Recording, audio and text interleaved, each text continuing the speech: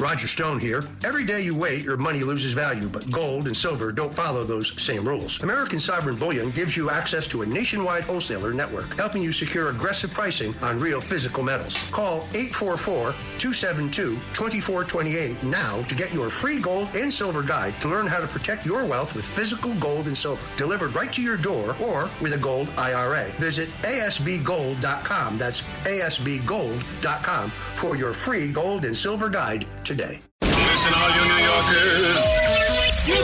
Taxi. Okay, man, we're looking around. This is the 77 WABC minicast.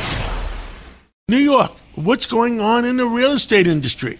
Well, there's concern. There's concerns about the new laws being passed in Albany, and will it hurt real estate?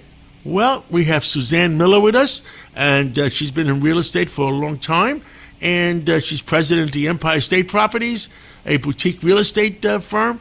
Well, Suzanne Miller, I need your opinion.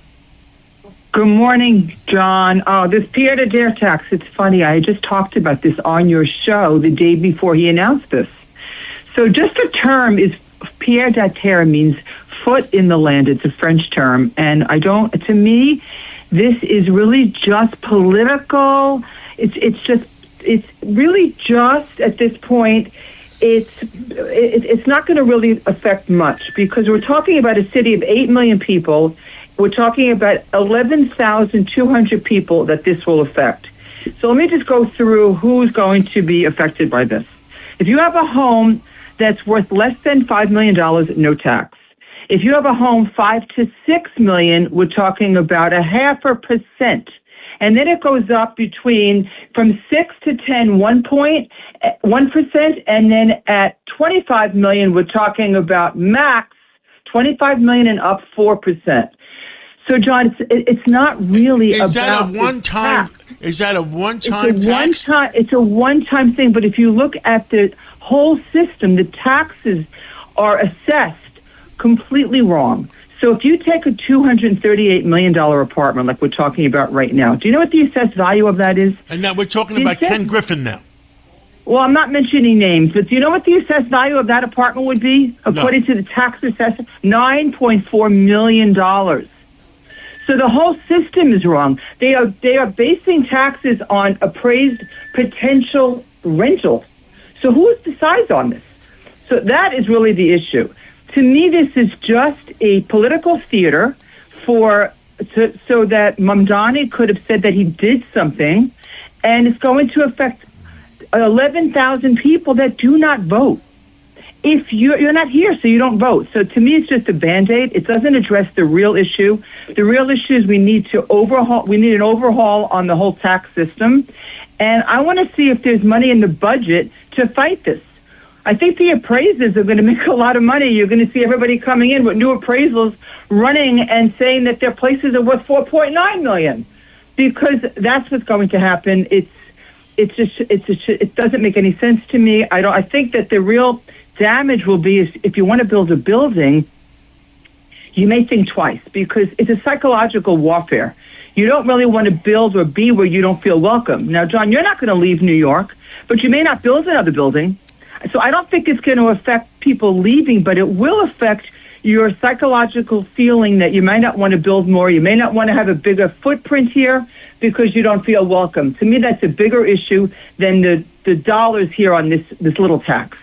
Suzanne Miller, that's the most intelligent way I've heard this week.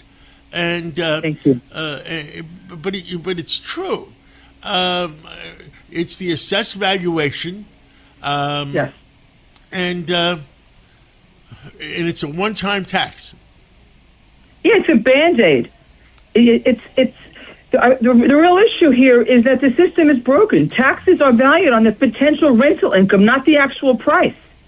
So if you buy a place for $238 million and the assessed value is $9.4 million, why are we complaining about that tax? It's not about that. It's about telling the people that we're evil, that the rich people shouldn't be here, that you may not want to build another building. That will hurt the construction workers. That will hurt the little stores. That will hurt the Ubers. That's what I'm worried about. Not about a tax. It's the whole psychological warfare. It's psychological warfare to me. That's what's happening. We want to tax you because you don't vote. That's how I look at it. Unbelievable. Well, Suzanne Miller, that's the like I said, I'm really sincere when I'm saying this. You gave it to us plain and clear, and that's how most people want it. No matter how smart you are, no matter how dumb you are, you want it plain and clear. And thank you, and let's catch up again real soon. Okay, thanks, John. Thanks always.